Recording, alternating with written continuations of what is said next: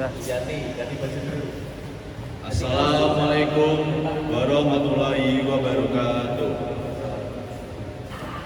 Ingkang kinurmatan Bapak Widodo lan para rawuh sedaya ingkang kula hormati.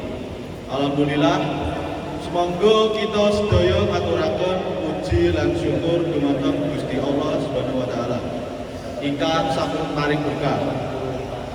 Mugi sholawat saha salam tansah kapirangaken dumateng Kanjeng Nabi Muhammad sallallahu alaihi wasallam ingkang sampun maringi turunan dumateng umatipun saking dalan incang peteng tumuju ingkang padhang lan kembak cahaya iman.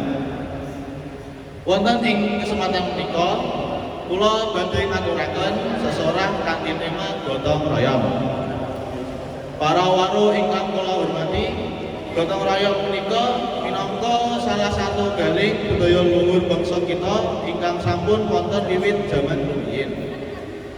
Gotong royong ateges makarya bebarengan kanthi ikhlas lan rasa tanggung jawab kangge nggayuh tujuan ingkang sami. Kanca-kanca, ing zaman saiki isih akeh RT utawa daerah sing nglakoni gotong royong. Nah, apa sejatine gotong royong iku?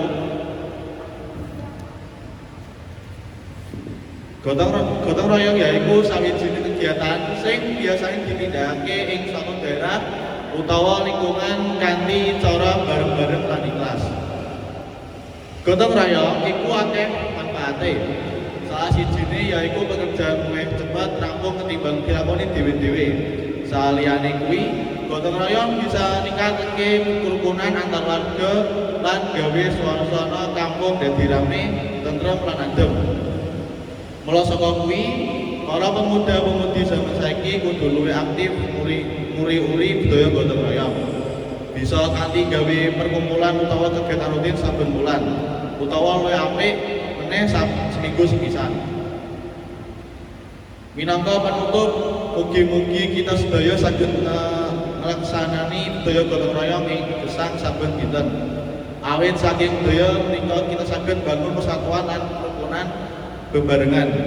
Mekaten ingkang saged kula aturaken menawi wonten kekirangan kula nyuwun pamapunten.